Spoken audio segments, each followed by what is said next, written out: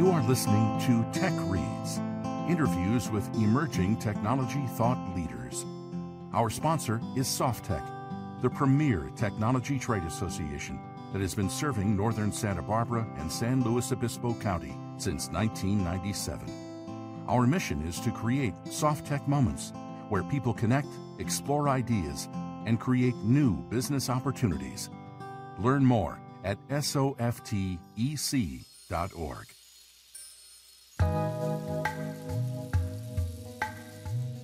For me, this whole journey really just started with when I was a young punk at UCSB in my undergrad. I was like 19, and I came up to my advisor, who was this like special forces guy, and it was a leadership class. And I kind of got in his grill, and I said, "How do we know who wins?" And he looks at me and goes, "Say that another way." I go, "All right, like who fails and who prevails?" And he pokes me in the chest and he goes, "That's going to be your first research project, punk. Go find out." So I literally thought, I was so smug, I thought I was going to be like banging out in the afternoon. I went to that place, library, that's right. I hadn't been there before. And I thought I'd be surfing after dinner. So here I am 42 years later, and I realized I'm an obsessive excavator. And what I'm really obsessed with is trying to excavate down to what I would kind of call the bedrock of human endeavor. And that's been my journey. So, you know, if you ask people all over the world, including yourself, like if I said, if a kid came up to you or a friend came up to you and said, "Tell me the 5 things I need to grow or be in order to succeed," people's answers to that, and we are a global research firm, so we do this work, are incredibly overlapping. There's a lot of agreement, right? My question is, if we know them, why don't we do them? And what undergirds our ability to fuel those and keep them alive? So that led me to my sort of big discoveries through our research, and those discoveries led to the books. And so we finally got to the point where we said, I think we really have something to say here, and we think a lot of lives could benefit. That's what compelled me to go through that. So you did a bunch of research before decades ever publishing your first, or even making these claims. They were all rooted in evidence. Yeah, it was interesting. It wasn't a theory of Paul's. No, you know, it was interesting. I started off as my biggest cynic, I think, you know. There were a lot of things we were discovering that kind of went, no, that can't be. For example, when I had laid out all this research from like 21 different sciences, because I kept asking all these scientists at, you know, top institutions, what do you know about this? Like, how would you answer this? And we put it all together. It titrated up to sort of one word, which was my goal. And that word was adversity. And I went, wow, whoa, you know, you put on this lens and you look at human history, this is the ink of human history. Like, what we've done with the tough stuff, all greatness and evil is spawned from that. And people's lives, you know, the trajectory of our lives.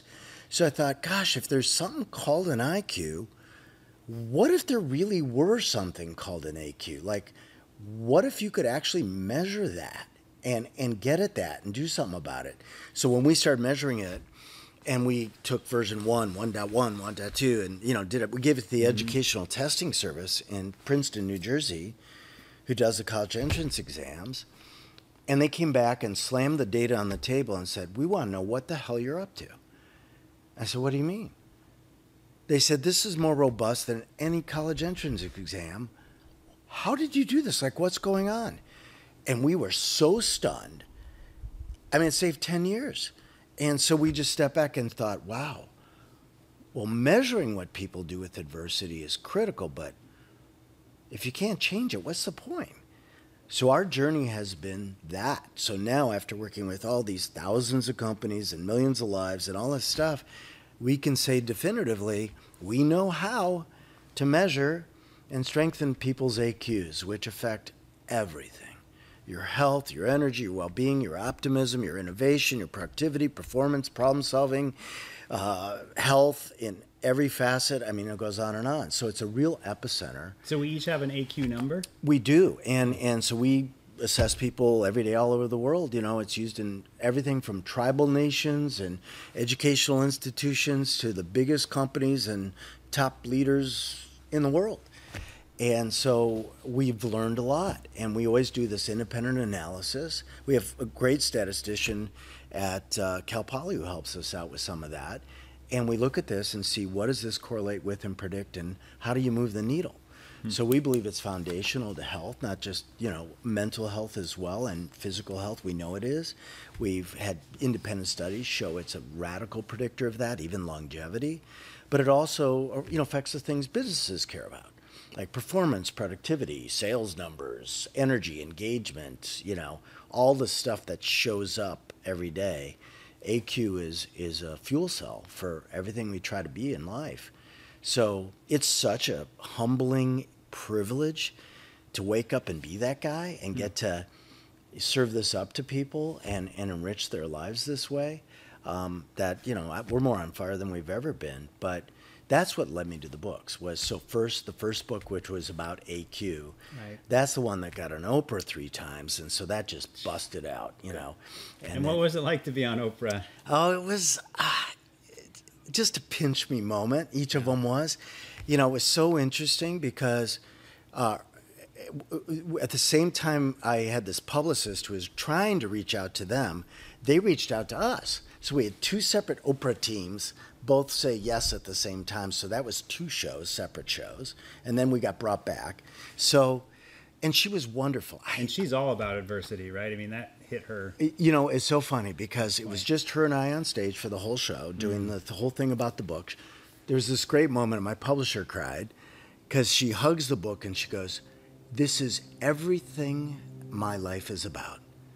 She goes, "This is everything about who I am." It's the first book I've read that describes how I became Oprah. And I was like, wow. And the crowd's like, oh, it was incredible. And she was so grounded and so authentic and so real and so lovely and gracious. And there's really no better person to endorse your work than Oprah. Oh, and especially then. I mean, she sold more books than anybody on the planet. So that was a tsunami. And I had the privilege to be in all these, world's top media, all the big ones, CNN, Fox, ABC, So that CBC, basically all that was stuff. what busted you open to the whole world. Is that a safe bet? It really, really did. Yeah. And you probably wouldn't be where you are today had you not received that fortunate spark.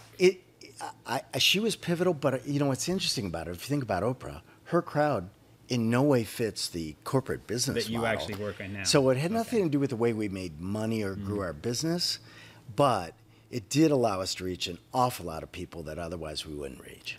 Yeah, and it was an amazing experience. We brought our whole family there, and it was just incredible. So, and I do need to read the book, but we all face adversity at some point in our lives, right? I mean, you don't have to go through hardships like people define as a very subjective term, right, of what you would go through. Sure.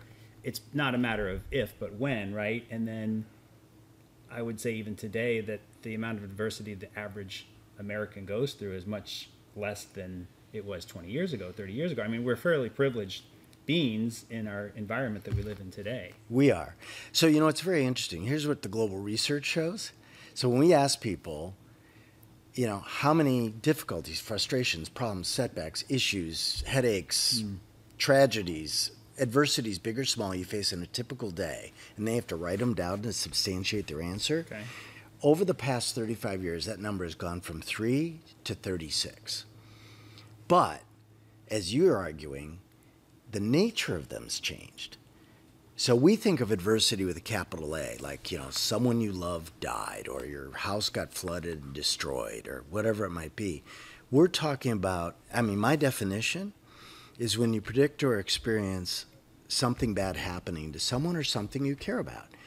So that's kind of interesting, right? Because you think about it and you go, how much adversity do people face over something that hasn't even happened yet?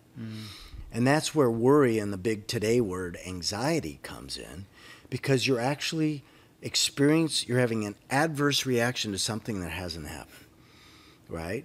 And the higher your AQ goes, the more anxiety and worry absolutely vaporize, because you become what I call more response able. You become able to respond more optimally to more things more quickly. So then you don't worry about anything. Then on the other side, there's the adversity that actually happens. And what's adversity to you may or may not be to me. Right. You know, if you own 10 homes and you have some water damage, you're like, oh, that's an inconvenience. If it's your one and only home and you have 7 kids living in that thing, Right. That's devastating, you know, and you got to do something and it's urgent, right? So it's very personal, and that's part of where we disconnect, I think, is that we judge people based on what they're calling adversity. Just because it's not the same as ours doesn't mean it's not real for them. Well, and I even think about people who've gone through the military. Like, they faced oftentimes way more adversity, and I respect anyone who served in the military because I didn't go through that path at all. Yeah. And I think that it sets you up for life to be far more better prepared, More to resilient deal with and more things robust. that come your way, because odds are you faced pretty extreme adversity at some point during that. But maybe. So here's the interesting thing about that. You know, you've heard, everyone hears about PTSD. right. So I've been collaborating with this guy out of Tufts on a project around PTG, which is called, and it's called post-traumatic growth. So what no one knows is that when a unit, for example, in battle faces a traumatic event, an equal number on average of people experience this post-traumatic growth where you end up getting galvanized and fortified by the adversity as those who get damaged by it. Interesting. So what we're trying to do is move the needle. But your point is a great one, Brian, because what happens is over the years, you know, I've certainly had plenty of, you know, not just special forces people, but people who've had military experience who come to me and say, you know, after I went through blah, blah, blah, my calibration of adversity completely changed. Like, there is no adversity. That was adversity. So you're fearless. Yeah, and they become undaunted. Yeah. Yeah, unhinged. Hopefully not unhinged, but undaunted. Yeah, I mean, they're not so easily thrown off. And I even see with my own parents that, you know, my mom even said my dad went through some adversity that he hadn't faced before. So he's an avid cyclist, and he fell and broke like 8 ribs. Wow. And Brutal. was forced to stay in bed for a month, right, to heal. Couldn't ride his bike. And this is somebody that has always been able to do whatever he wants to do. And she said she's never seen him in this dark of a place before. Yeah. And you would think, she's like, you would think after 80 years on this planet, you would know how to deal with things, but he still struggles with, like, which scares the hell out of me, because am I not even prepared? Like, you would think every year you should have more of life Prepares you figured for out, it. right, of what's coming. But, you know, then you have these setbacks that you haven't faced before. You're just, you know, you wonder. Yeah. You haven't got it figured out. I mean, none of us do. I think I read a quote recently about that we're all winging it. Yeah, we are. And some of us are just a little more graceful at it than others, but nobody's got it figured out. But if you can wing it with an uncommon degree of agility, adaptability, resilience, robustness, and grit, then your journey is going to be a lot better. Okay. Yeah. Well, I would strongly encourage people to check this book out, even if it was published years and years ago, which I think that we have. Oh, that was the first one, but we've done several since. more. Okay. Yeah. Well, I think sometimes we're a little bit predisposed to say, well, I want something that was recently published or something new. But the reality is, we accept, and I'm speaking for myself, not others, that we accept a lot of the things that we're fed without questioning where the source of the information came from. So true. And a lot of authors these days, I mean, there's no barriers to getting published. Anybody can publish anything they want. Yeah, it's changed. But they're pontificating things that aren't rooted in evidence. Yeah. And in my way, that's very irresponsible, because now you're kind of trying to tell people this is a blueprint for the way you should live your life based on my experience, but their experience is not going to be the same as yours. You have to do a lot of study to kind of get rid of that bias. Like, I'm even you. So let's what I really wanted to dive into was you personally. And let's talk a little bit about your journey and the fact that, you know, you are here today. And if I had asked you 10 years ago, are you where you want to be? Are you where you think you would have been, or did you have even a clear vision 10 years ago? Like, sitting right here, right now in this amazing place. Was that a crystal clear idea that you had, intention, or was this something that just continued to evolve? And Yes. Well, both, in that I am weird that way. I envisioned this when I was a kid. Okay. And so if you'd asked me 40 years ago, 30 years ago, 20 years ago, 10 years ago, the answers would have been really, really similar. However, the way it manifests here, the specifics of it, that evolves.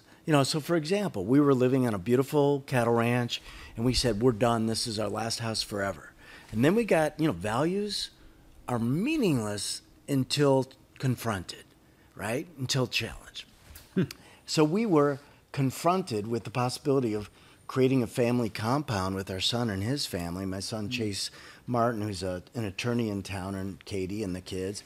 And that meant selling that, starting over, rebuilding from scratch, basically, and reinvesting all that, and what that means for the years of your work and everything, without question. Values are meaningless until challenged, right? So we decided to do it. So this iteration was not the iteration we imagined a decade ago, but in general, yes. Well, you got your own little Yellowstone up here. That's funny. That's what my son and I watch in the barn. That's really funny. And we even have our own whiskey, grit whiskey and grit tequila. So we try to live the dream. Yeah, you are. And but were you ever like working in the real world? Were you always independent? Yes. Both. Did you work for companies? Yes, okay. I did. When I was real young, and I worked for some different companies, and one of the ones I worked with in some depth was Honeywell back in the day. And then I worked with... What was your capacity there? I was actually involved in their management development program. So I was helping them, develop and deliver the curriculum for growing tomorrow's leaders. And it was very scintillating. So you've been fascinated with leadership since college. It sounds like that's really yeah, always have. It's such an important lever. And gone wrong, it's really bad, and gone right, it's the path to the future. So without it, we can't get there. So I'm pretty obsessed with it. Yes. So you're inspired to grow the leaders and make better leaders out of the companies that you work with. I mean, you're really driven to make sure there's not toxic work environments, that companies are meeting the needs of their shareholders, but that really everyone wants to come to work there.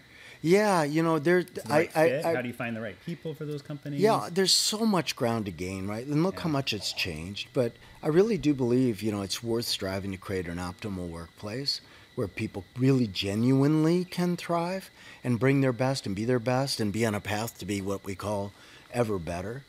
So if the people in the company or the organization are on a path to be a little bit better every day over time, the compound interest on that is immense, and everyone wins.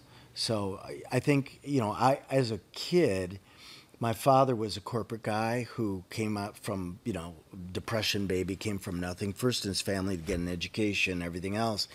And he took me around on some of his trips, and every time I went in one of these companies, traditional company, it was this soul-sucking zombie land, and it hurt my heart. I was just like, how can people invest the prime energy hours of their life into hiding them true self? Being here and doing this, right, whatever this is. So I just thought there's got to be a way to inject some real life into those hours of our lives and make it meaningful. So from the top down, all the way down, yeah. And so we work with very frontline and sometimes very disadvantaged populations and people, and sometimes we're working with the elite of the elite who have the power and the money to make real change. So you've gone really down the corporate training path, the corporate consultant. Were you ever looking at like the motivational speaker, Tony Robbins type of world? I mean, did you test those waters, or? Well, I get asked to do that a lot, and I've done some really big keynotes. Publics, yeah. People sometimes say, "Oh, you're a motivational speaker," or whatever, and I kind of, and the reason is, I think traditionally those people have been kind of hacking at the leaves, and they kind of serve up a cup of coffee that pumps you up and makes you feel significantly better for a little period of time, and then you need another jolt. And so I just care about so much getting to the core that I don't want it to be personality based or ego based. The only reason my picture's on that last book is my dad just kept saying to me, "You got to put your face on the book." So, thank God before he passed, I finally did. But I don't even want it to be about me at all. I just want it to be about the impact. That's all I care about. Yeah. No, I get that. And AQ is not really you. It's much bigger than you. And I often see the common thread of, the happiest and most successful people is they found a purpose greater than themselves. Yes. And you've stayed true to that adversity piece after all these years. I mean, that's kind of amazing. There's probably nobody on the planet who knows more about adversity than you do. I mean, they've dived into one topic with such depth, and you continue to find new things. Oh, every day. It's stunning. We get, conversations from, like, today was Iran and Saudi Arabia and Philippines and China and South America. I mean, just conversations and findings with our work every day all over the world. So we're always learning and evolving it. And to me, this is like I said, it's the bedrock. So, and it's timeless. I mean, it's so funny, Brian, because like just today, one of the big companies really well called me and they were like, this is like the hottest new thing. We're so excited to introduce it to our people. And we're giggling going, yeah, hottest new thing for 36 years, Yeah, oh my God. And, but it's timeless and universal. It applies. We've learned that this applies all across all cultures deeply. I mean, that AQ book, that first one that was on Oprah, 2 years ago was a top 10. It got re-released, top 10 book in China. Who knew? Wow. And I mean, in China, and they released it in Chinese, and great. It's still connecting with people. Yeah, and same with Grit. Ever. Yeah, so it's and I think it's more relevant than ever, and at least in new ways. So and we are facing in a lot of ways with COVID and the uncertainty. Quite honestly, it does feel like there's a lot less to be confident about. And now they're talking about going to war with China. I mean, that could just like rock everybody's world. If you just think about just playing that out is scares the hell out of, like, if this starts to become the narrative, this is a scary world. Like, right. And so we need to be able to immunize ourselves against learned helplessness, because that will decimate us, whether it's climate change, war, the uncertainties of the world, the economy. If we can't literally immunize ourselves where it's virtually impossible to go there, to learned helplessness and to be able to sustain some degree of traction and hope, then we have no chance. So I think AQ is elemental to our whole path forward. And that's why I did the TED Talk about AQ related to climate change, because I thought, let's just take the big one. Well, why not? Let's talk about that. I've been, for the last 15 years, I've been studying meditation, and I'm really into yoga, and so good for you. Often in mindfulness and MBSR, and I've often told people that I feel like mindfulness, or I don't know, what was I calling? I guess MBSR. It prepares you for the adversities you're going to face in life, and ultimately the greatest adversity you're going to face, which is your own demise, right? And would you say that, you're fully prepared for the greatest adversity you will ever face? I mean, that is the ultimate, right? There's no greater adversity than our own mortality, right? I might argue it would be the demise of the person you love most, but I would gladly experience mine at the salvation of hers. Wow, so selfless. But I don't know. Is it though? Because am I really just preserving my own pain of that loss?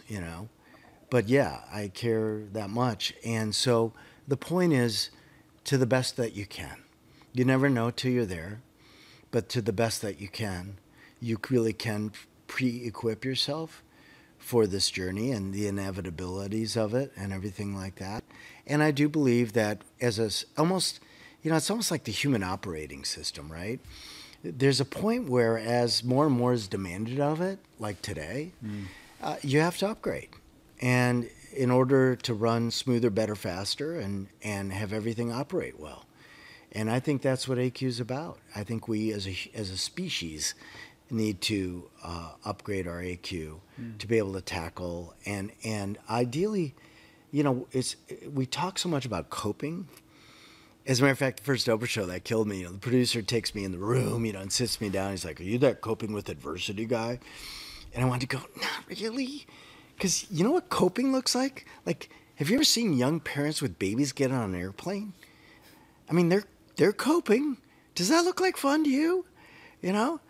And they've given up. Yeah, right. Or else they're having 3 drinks and giving up. But I believe that we've seen, you know, as we measure AQ, that at the top level something different happens. We possess the capacity as a species to harness adversity. And the definition's gnarly, because what it means is that you literally can look back on whatever that adversity was and say, thank God that happened, because if it hadn't, we'd never be who or where we are today. That is the test. And so if you can do that, and we teach people how, we really do, then adversity becomes a fuel cell. Without it, life's boring.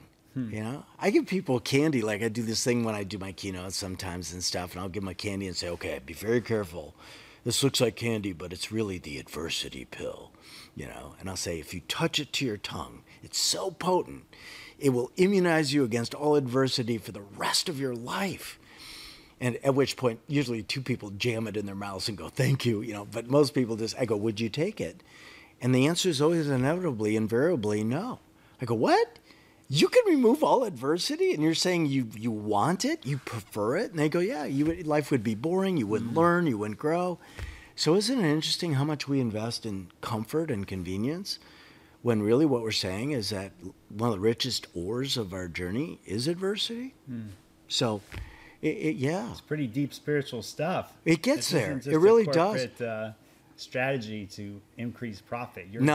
Corporate stuff's a covert operation, man, because I use the corporate, you know, well-funded corporate structure called corporate learning or events or whatever it is to basically mess with people's lives in a good way, in a way that happens to benefit the business, so they ask us back. So that's the deal. Make that's them what we feel care good, about. and there's some bottom line results. Yeah, you got to have the evidence. It's got to produce real results, and it's got to really enrich people's lives. And if it does, then you're doing good work. Well, and evidence is that you've been able to continue doing this work. Yeah, lucky this many us. Years. I mean, we've grown this business 36 straight years doing this. It's just insane. And tell me a little bit more about the business, like the team and how that's structured. I'm glad you asked, because, you know, none of this exists without them. And, you know, like Dr. Jeff Thompson here in town, he's been with me for 26 years. And we have an office downtown SLO. And I have a core team down there, Allison and Jeff and Blake and Katie and those guys. And they keep it all glued together. And then we have an expanded team. We have a team in China. We have a team in Southeast Asia. We have teams in other parts of the world who bring our work to those geographies in ways that are culturally appropriate that we could never do. And like a Dave Ramsey model, it sounds like. A little bit, yeah. You know, we don't franchise. We don't do that. Okay. We invest very deeply in having them be real masters at what we do. And then I spend a lot of time with them to make sure we're, you know, bringing our best and upgrading and updating. But it's very gratifying, you know, and I've gone there a lot. I was in China just pre-COVID. There's a story with that, but it is incredible to be able to see this work being brought to all over the world. So our expanded team's just a blessing. I mean, well, you've successfully duplicated it yourself, it sounds like. That's the dream that everyone has. Yeah, well, you know, it's just, you know, the old rule, right? Surround yourself with people smarter than you, and you can't go wrong. And that's kind of what we've done. Are you still the core sales guy? The one that goes out and... You know, it's funny. I hate to say this, but I don't chase stuff. You know, I receive stuff. And so we get so many requests for what we do. We've never had a business development person. We've never had a salesperson. We violate every rule. And we've grown every year just by trying. Organic growth, man. Yeah, That's the best kind. And we just try to, Word of mouth. Good work leads to good work. Yeah. It does. People leave and go to other companies. They bring do. You in. Yeah, and if you live long enough, someone will call you 15 years later and go, "That was the most impactful thing. Can you do work with Mike? You know, our guy?" And you're like, "Sure, come on, let's go." So, and that happened today. I mean, a guy in the UK, you know. So it's so. I mean, pinch me. I mean, honestly, if you want a epithet, just put luckiest bastard I've ever met. And I used to ask that. What would it say on your tombstone? Yeah, and just put that on my tombstone, and feel that every that would day. be it. I really do. I mean, I can't even believe I get to do what I do and be who I am. And it's humbling because it forces your own feet to the fire to live what, practice what you preach, and to get better and better at it, and try So you to use what you teach in your own company to really to prove the pudding. Basically eat your own dog food, right? Oh, there have been, I mean, with the great economic meltdown that we had, back when, and this has been multiple times. It's not the only one. 2008, I remember. 2008. Yeah. We literally took out our highest octane tool, sat at this table, and said, if we can't use our own tools to not survive, not overcome, but to literally harness this adversity, so we look back and say, thank God 2008 happened. We'd never be where we are without it. If we can't do that, we're frauds. Let's go. Wow. And we did it. Wow. And we've done it over and over. And it's just because my team's so good. They get it. And they're committed. Yeah. Well, but like you said, you've got the secret sauce that you offer up to other companies as well, but you've proved it in-house first. You're basically like that chef that you perfected the recipe. Yeah, you get to survive your own cooking. And then, it's good enough. But It's I true. think that's great when you have a business that supports itself in a lot of ways by just running it through, and you sort of have these principles. It sounds like you've also developed some really core principles within your own business that you've allowed you to sort of stay on course. Yeah, we just measure ourselves on the 4 Ps we always have, which are purpose, people, profit, and planet. So how many lives, who are we impacting, how many, but also are they people who have, influence and leverage and affect others? So we analyze the people we're affecting, and then we look at, the purpose meter, which is, are we having that deep and enduring impact?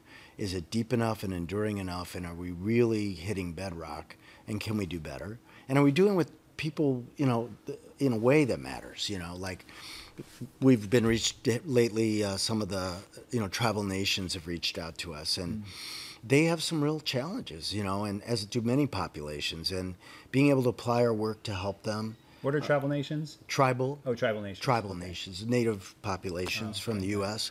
And then profit unapologetically. We want to generate a healthy profit to fund the flywheel and keep it going, and pay everybody well and all that. Have it be a rewarding environment, and then of course the planet. We want to have a net positive effect, have our existence, have Mother Earth smile that we're here. So this is a crazy question to ask you, but have you, through all those years, suffered any major setbacks?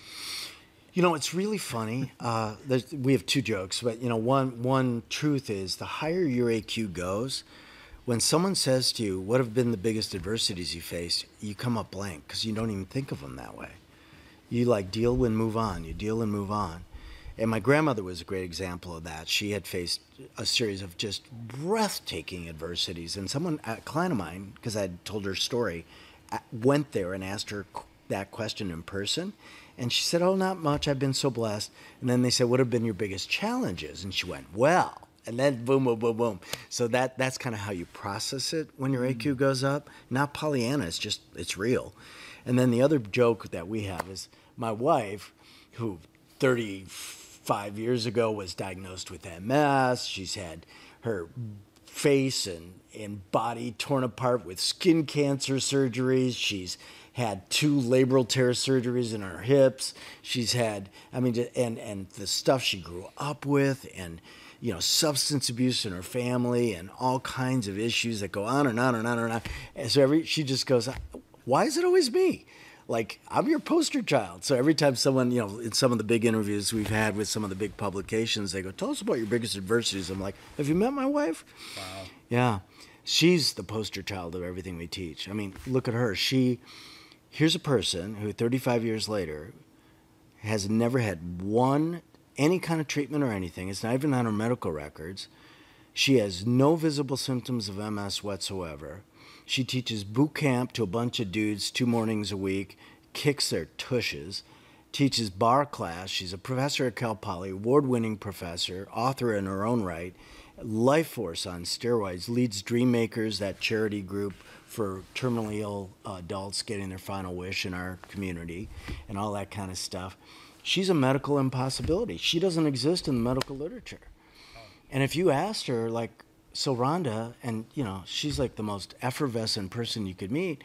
If you said, and ask Tom, you know, he'll tell you. If you said, so how do you do this?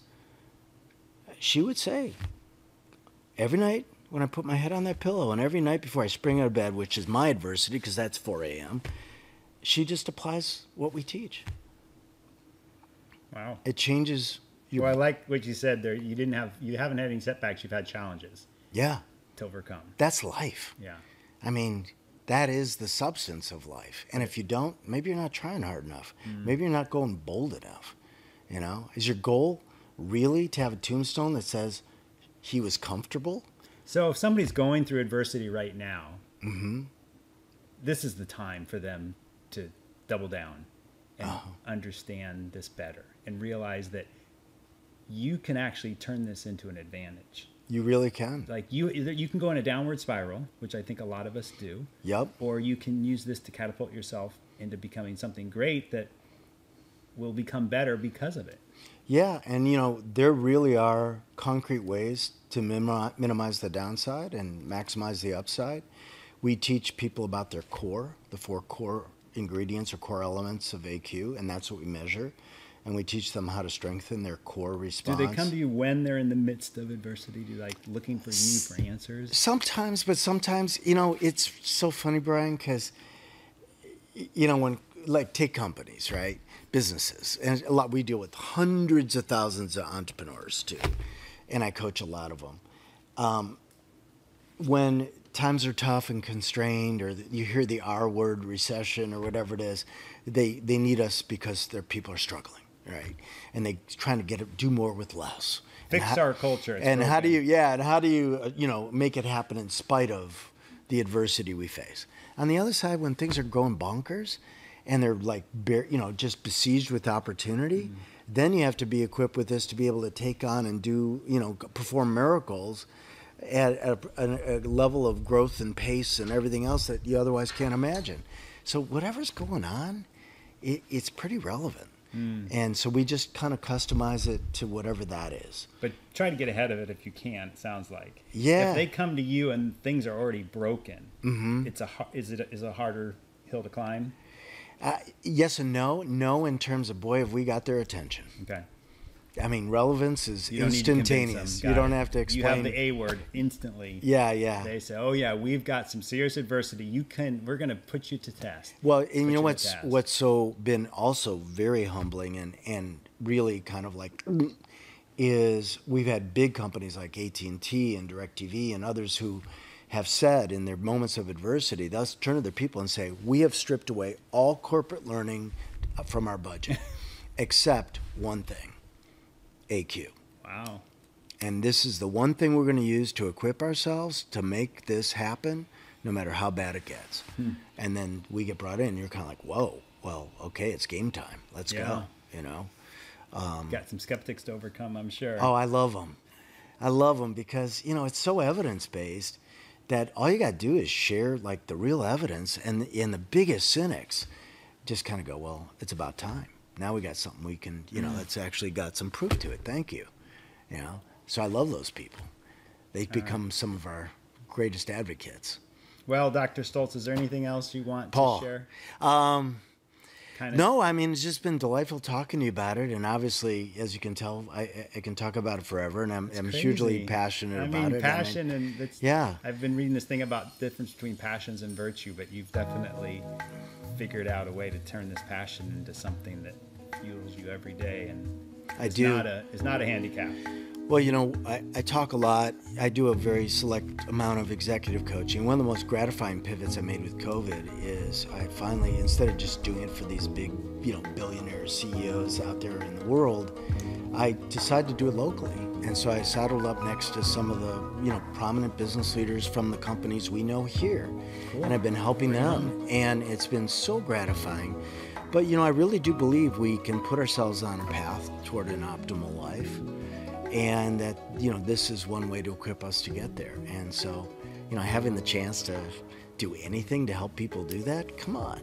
You know, stay the course. It's as good as it gets. All right, Paul. Thank you very much. This has Thank been you. great. Yeah. Thanks, listeners. This is Brian Schwartz signing off. Until next time, thanks for joining us.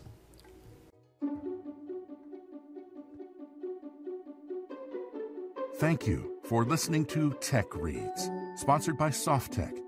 If you enjoyed today's show, please subscribe and share it with your colleagues.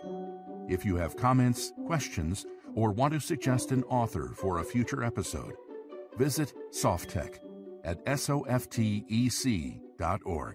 and click on the Tech Reads link.